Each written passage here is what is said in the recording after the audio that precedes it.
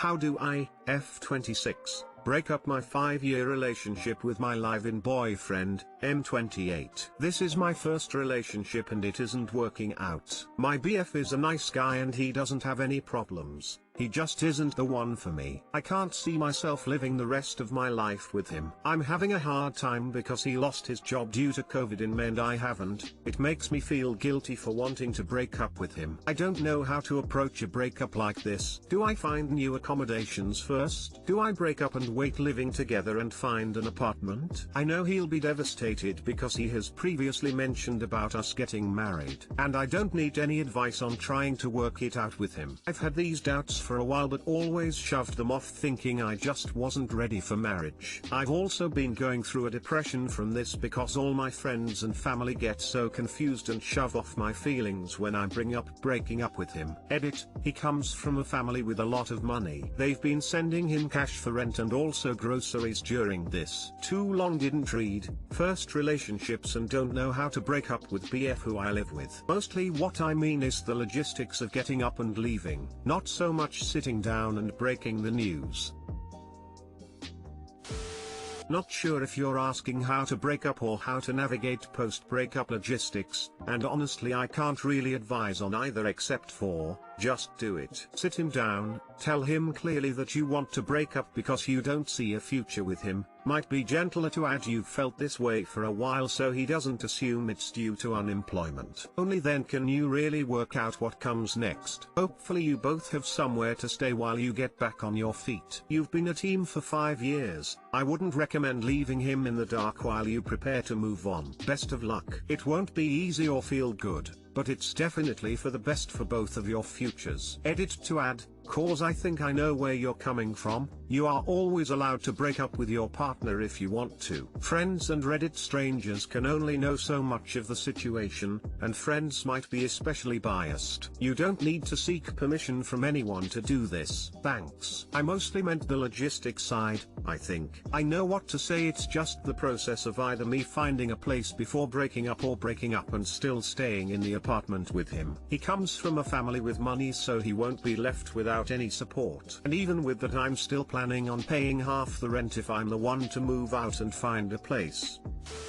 My partner of 4.5 years broke up with me while we were living together. He had already packed a bag and made arrangements to stay with his parents while I looked for a new place. He was on the lease and I wasn't, and I had talked before about wanting to move to a new neighborhood. It was helpful to not need to be under the same roof. He'd been having trouble for a while and it wasn't a huge surprise, although I initially was upset that he'd made all those arrangements and decided to break up without consulting me. Ultimately it was the right thing and now we're still close friends. We were just too young to be so committed. So logistically if you could make other living arrangements, even temporary ones, that would be helpful. Have everything arranged before you talk. Acknowledge that he likely will be caught off guard and may try to talk up out of it. Be mentally ready for that and maybe emphasize no contact for a set period of time and agree on a time to discuss logistics after he's had time to adjust. Something like that?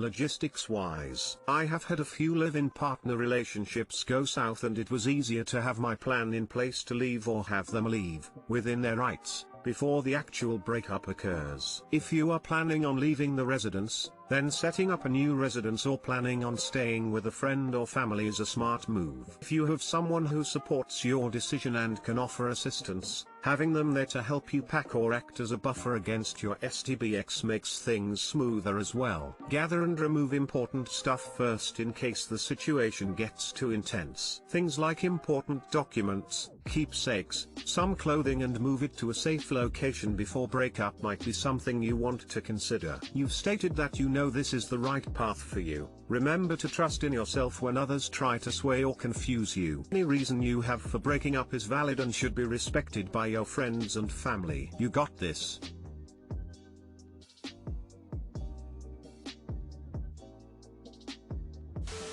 I broke up with a live-in BF in March. I was unemployed at the time and he had a job. Basically, I had more reason to stay in the apartment. My sister lived next door. We were also month to month. I stayed with my parents for a week in order for him to get his ducks in a row and move out. Once he did, I contacted my landlord to let her know I would be vacating at the end of the month and dedicated myself to finding a new place. Because of the pandemic, moving was a little tricky, but I worked it out with my sister to share her studio until we could find something else. I have one cat and she has two, so it made more sense to do it this way than to scramble to find a place and pay another pet deposit. Do I want to be single and living in a studio with my sister at 32? No, but given how things are right now, compromises can be made, and also, lockdown is a lot easier. There's nothing really fancy aside from both people accepting what's happening and then just doing what needs to be done. I'm sorry I don't have any advice, but following this because I'm in the exact same situation. Want to break up with my BF of 7 years, but I don't know how to separate our living situation, or if I even financially can. He's been great, good to me, good to my kids, he's more like a stepdad than a BF, helps me out with bills, but there's just certain things we come to a hard stop at that are not small things for me. We aren't married, mainly because I don't want to be. But as great as he is, I just don't think he's the best partner for me. Maybe I can piggyback some ideas from these comments. Either way, just know you're not the only one going through this. Me too, 6 years. It's so hard because he's a good person and neither of us did anything wrong. We just want different things out of life at this point.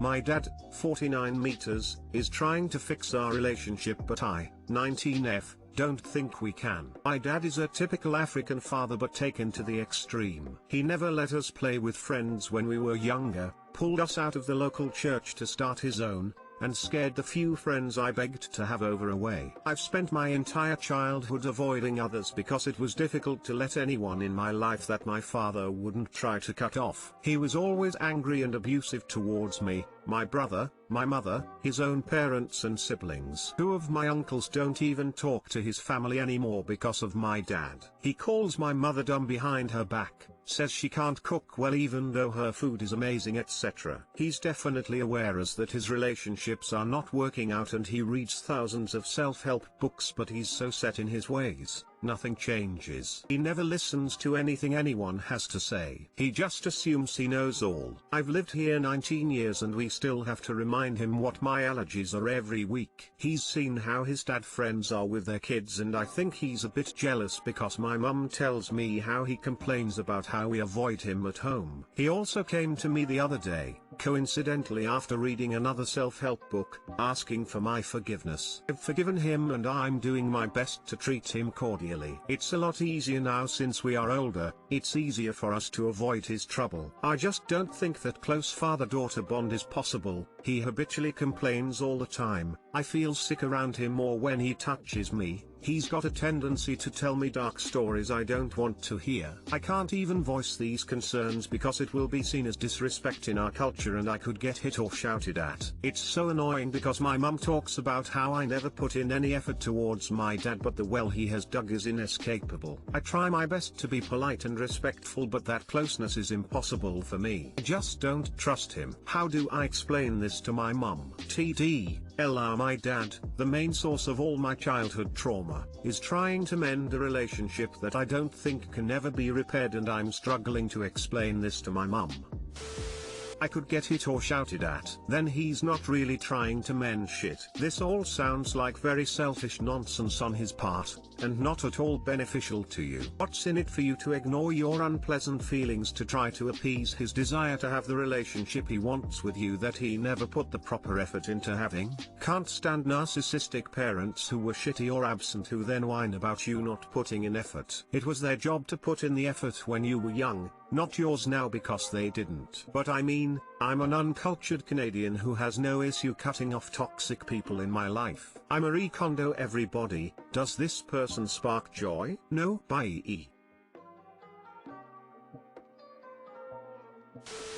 Anyone who is going to respond to what you have to say by violently assaulting you is someone with whom closeness is impossible. You guard your shit and guard it well. You don't owe him closeness. He has to earn it by repairing the hurt he's caused with a lifetime of abuse. African here. They're always going to tell you you're not doing enough. Just tell them you are and keep doing what you're doing. If your father really wanted your forgiveness, then he would have changed his ways. But if you say that to him, it's respect fool. Just ignore them honestly. If you can leave, then leave. He chose his path. He has to live with it. I'm guessing yours isn't the kind of household where you can sit down and express your feelings, so just ignore it honestly. Don't force yourself to have a relationship with him. If he proves himself to you and you find it in you to forgive him, then go ahead. Otherwise you didn't owe anyone anything.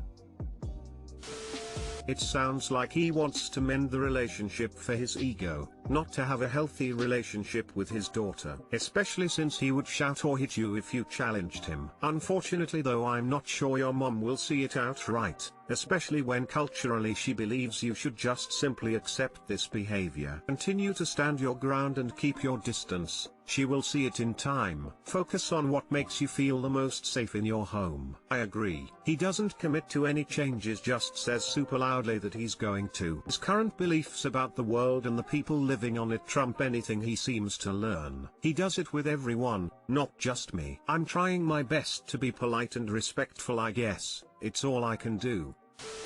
I think family therapy is a good idea. You'll also need some help, maybe with individual therapy, so you don't descend into resentment and bitterness, always defining your future by what happened to you as a child. Therapy will also help you avoid dating men who are like your father. We are attracted to familiar patterns, no matter how unhealthy they are. Life is long. People on Reddit love to tell others to cut off their families. If your dad genuinely atones for what he has done and changes his behavior, you can have a meaningful and fruitful relationship with him that acts as a big support to you throughout your life. It may take 5 years. Maybe your dad never stops being abusive. The point is, he has to do the work. You can't fix him. Sit down with your dad and talk about the impacts that he's had on you, negative and positive. Say that you're not ready to forgive him yet but are glad he's trying to change his behavior. You can continue to keep him at arm's length while you work on yourself. Say that you won't tolerate any more abuse, no more yelling, no more hitting, and that you view him as an abuser. If he ever hits you, you should leave the house immediately and call the authorities to protect your younger siblings. Self-help books are great, but your dad needs to get into some therapy for anger management.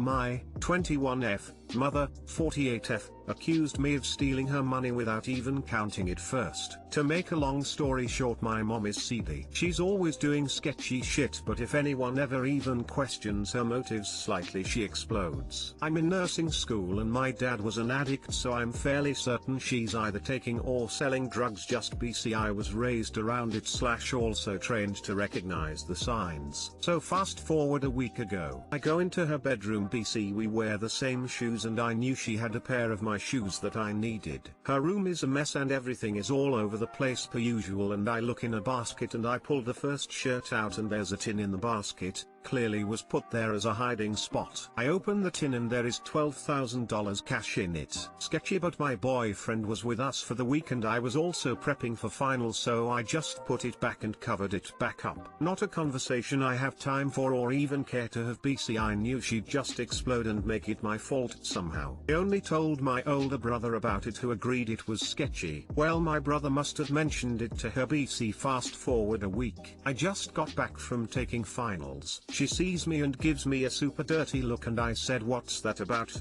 She goes, "Do you know anything about money in my room?" And I go, "No," which was a mistake, but I just really didn't want to have that convo. She goes, "Well, I had money in my room and there's money missing," and I admitted I knew there was a tin of money but I didn't take any of it. And she goes, "Well, it'd be real easy to just take some of it, and I find it really odd you'd find a tin of money and not say anything to me about it." And I got pissed and said, "Well, I didn't take your fucking money, so if you're telling me money is missing, it means someone broke in, so we need to call the police." She kept insisting I took it. I went to tell my grandmother what was going on. BC, as far as I was concerned, someone broke in. BC, I know I did not take it and my grandma should be aware if someone broke in since she also lives here. At this point she tells me it just looks like there's less money, she didn't actually count it. Then she admits there isn't any money missing, so What the fuck was that even about? I left and went to my friend's house because I didn't want to be there anymore. She texted me, sorry I got so angry with you. Meet me at the house at 9. Grandma is upset and is too old for this stress. I went home and just went to bed. We never spoke. I'm still so angry at her to even accuse me of stealing money, especially with no proof other than I found a tin full of money and didn't mention it. Especially without even counting it. From my point, I'm thinking she got pissed because she got caught doing something shady that she knows is obviously very shady and odd. Anyways, can anyone figure out the motive here? Or where to even go from here? I move back to school in 5 weeks, so I have to live here and I'm just trying to coexist at this point. Too long didn't read.